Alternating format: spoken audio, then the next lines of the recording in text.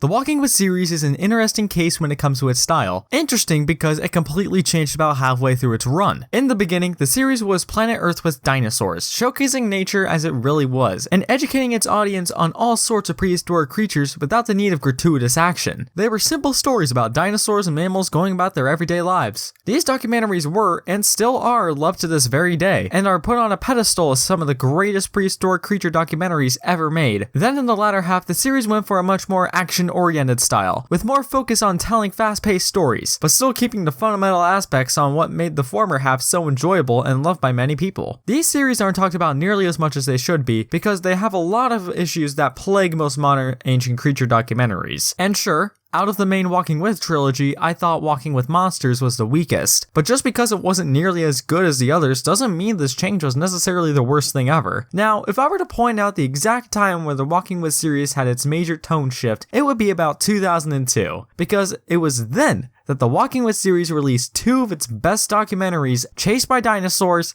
and Chased by Sea Monsters.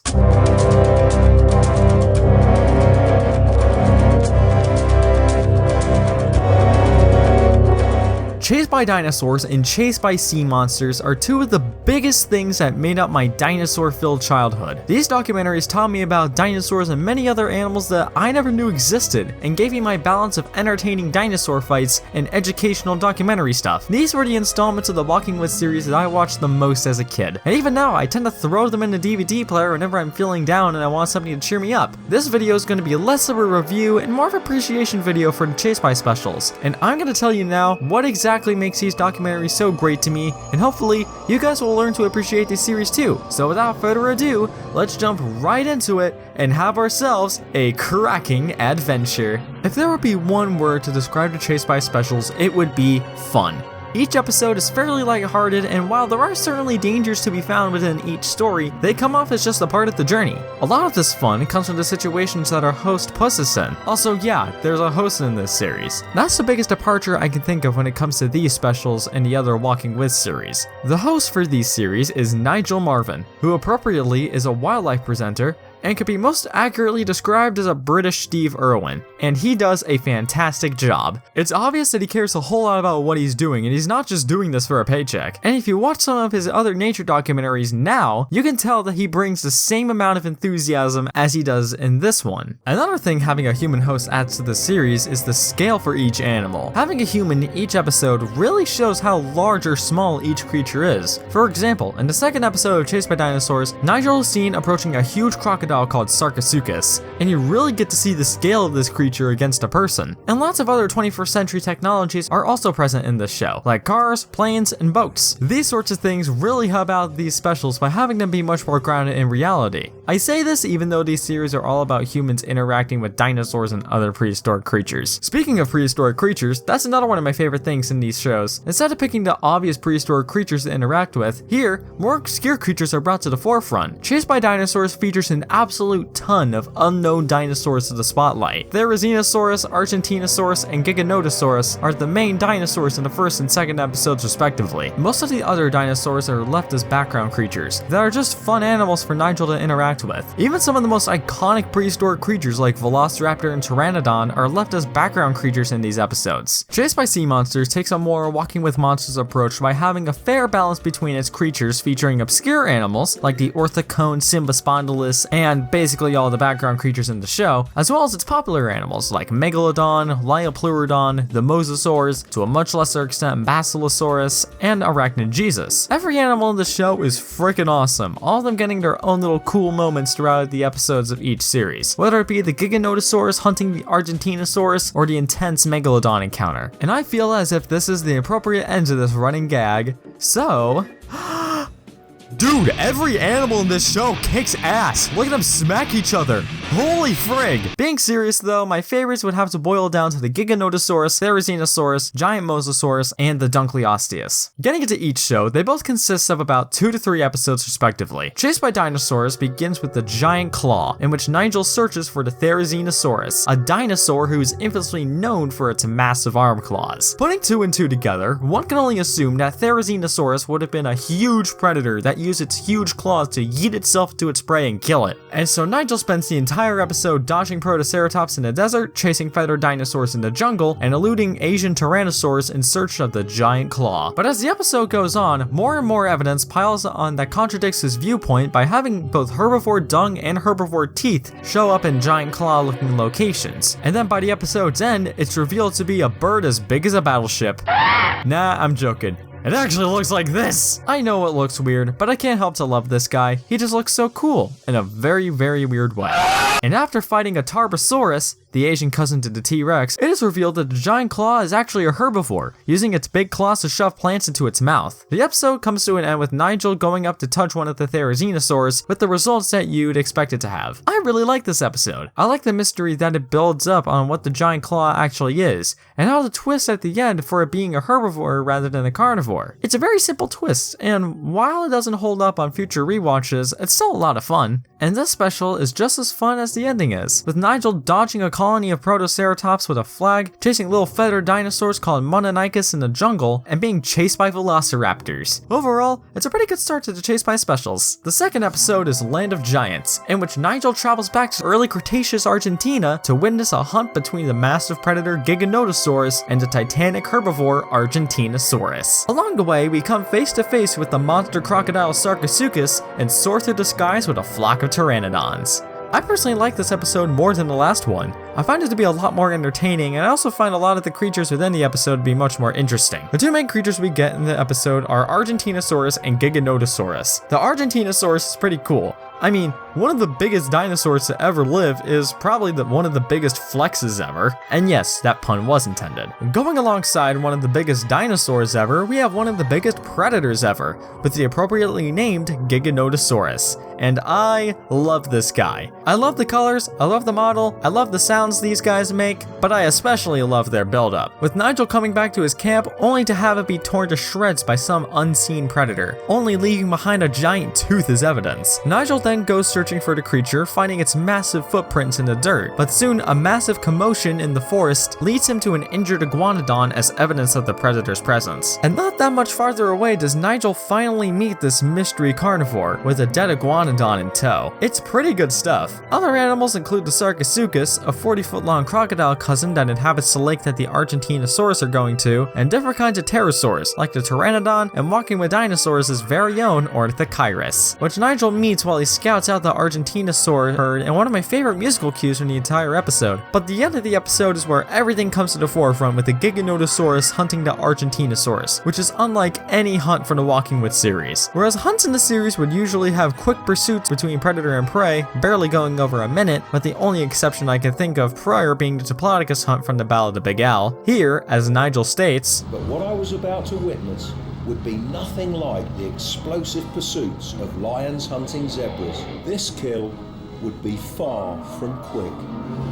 The hunt takes up the last portion of the episode, with the Giganotosaurus slowly pursuing the Argentinosaurs and taking chunks out of one particular individual, until all we hear by the end is the Argentinosaurus' desperate cries. But the episode doesn't end on a dour note, as it has the Argentinosaurus herd reaching their nest site and laying their eggs. Also, it has everyone being eaten by the Sarcosuchus. This is real. And I love it. And that, ladies and gentlemen, was Chased by Dinosaurs. And I love this series. As stated earlier, it's the one piece of media that I can throw in and always have a good time with. It's a fantastic documentary series I cannot recommend enough. And I'm going to give it a 9 out of 10. But now, I think it's time to get to the other specials in this series. And, in my opinion, the magnum opus of the entire Walking With series.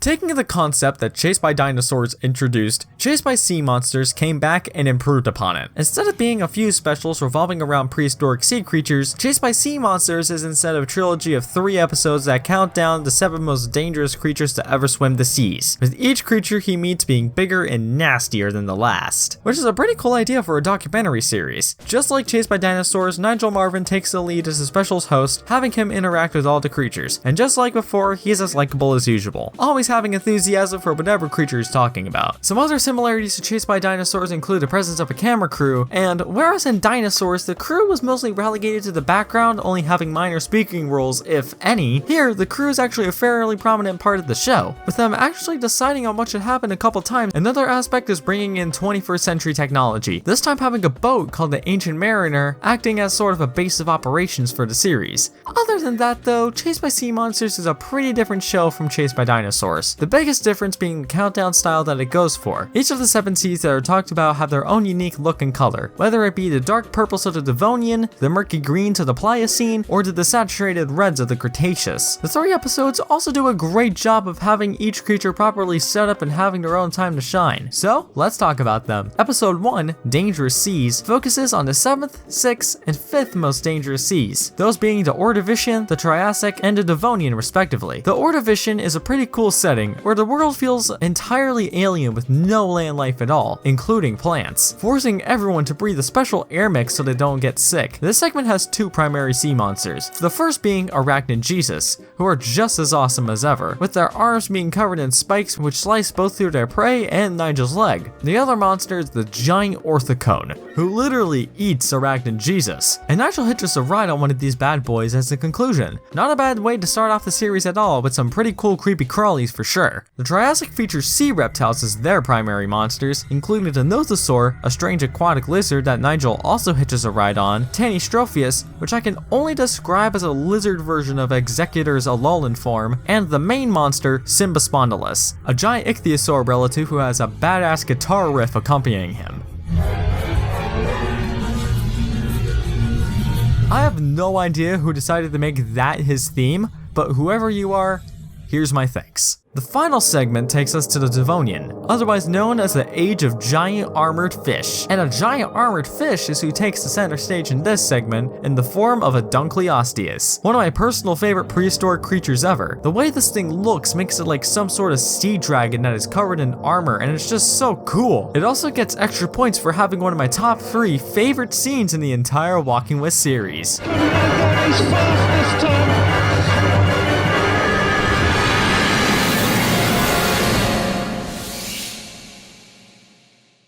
Yeah, a documentary that ends with a cliffhanger. How often do you see that? To little baby me, this was my version of Thanos' snap. It was the one thing from this documentary that made me go, "What?"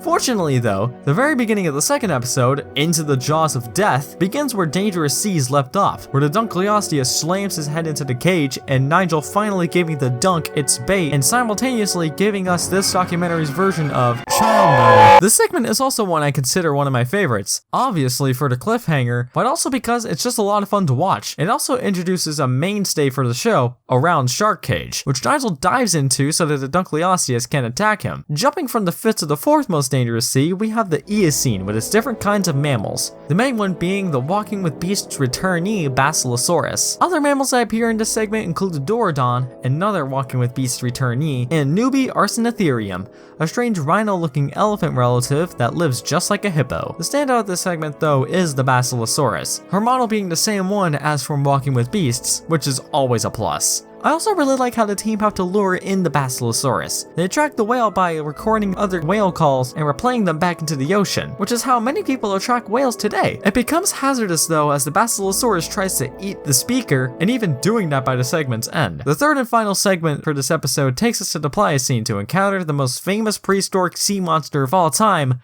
the Megalodon. And just like with the Devonian, this is another one of my favorite segments. The Megalodon model here is just how you expect it to be, a giant version of a great white shark. But just like the Giganotosaur in Chased by Dinosaurs, the Megalodon here is great because of its build-up. The segment kicks off with Nigel hyping up this animal wanting to head straight out into deeper water and dive with the adults, but the crew recommend that Nigel should dive with the juveniles first to get a better idea of what the grown-ups are going to be like. Nigel begrudgingly agrees and proceeds to head to the shallow water in search of juvenile Megalodon. While in the shadows, he meets a strange kind of whale called an Odobenocetops, who has teeth worse than the new Sonic the Hedgehog. There, he meets up with a baby Megalodon, who is already the size of a fully grown great white shark. After that encounter, the team then head out to deeper water, lower in the shark cage, and after a couple seconds of anticipation, the Megalodon emerges from the deep with a powerful musical score. Props also go to the segment by having yet another cliffhanger ending.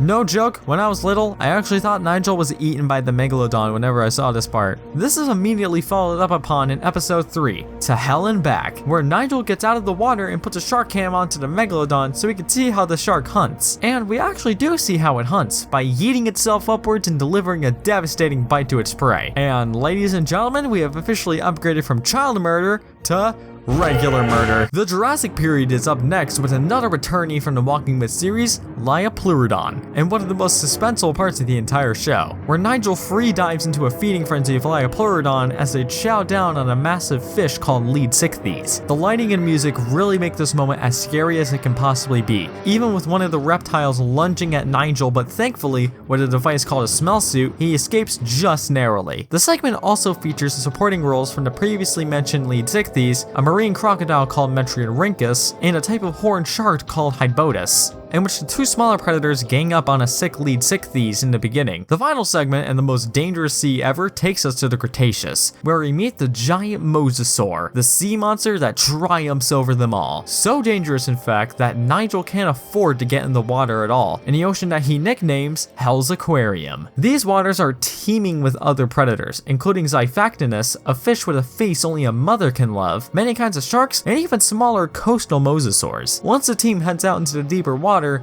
we meet some of the more iconic sea reptiles, like the long-necked Elasmosaurus and a giant turtle called Archelon, which Nigel can't resist hitching a ride on, thus breaking his don't go in the water rule. For the entire last half of the segment, you're just waiting for something to eventually go wrong. And right when you think everything is fine, a giant mosasaur sneaks up beneath a boat and flips it, and the crew that was on it. And it's revealed that Nigel and co aren't just in the water with one mosasaur, but an entire family. So they have to swim back to the ancient mariner as quickly as possible to avoid getting eaten by the most dangerous sea monster. The mosasaur models here look fantastic, and they are without a doubt a force to be reckoned with. We even see a body of a dead Archelon with a part of its shell bitten now to show that these dudes don't mess around. The mosasaurs also have a part in one of the last moments of the show where an entire gang arrives at the mariner and presumably destroys it. And that's how Chased by Sea Monsters ends, and it was awesome. Chased by Sea Monsters is basically everything that I want out of a dinosaur documentary. It's fun, it's educational, it has pretty stellar effects, and it's got a good cast of creatures. I literally can't think of a single thing I don't like about this series. It's by far my favorite in the entire Walking With series, and I will absolutely recommend it to anyone who has an interest in dinosaurs. And I'm gonna give Chased by Sea Monsters a solid 10 out of 10. And with that, Walking With Dinosaurs Month is officially over. This series was definitely a lot more successful than I thought it was going to be. And for all the people who subscribed just because of the Walking With content, I welcome you with open arms. I had a ton of fun making these videos and just revisiting these documentaries from my childhood. And who knows, maybe I'll review more dinosaur documentaries in the near future. So if you want to see any of those, then say so in the comments below. But either way, what do you guys think of the Chase By specials? Do you think they're good, trash, or somewhere between? Either way, I am Sam the Giganfan, reminding you to wash your hands and that the one thing you should never ever do is get in the water.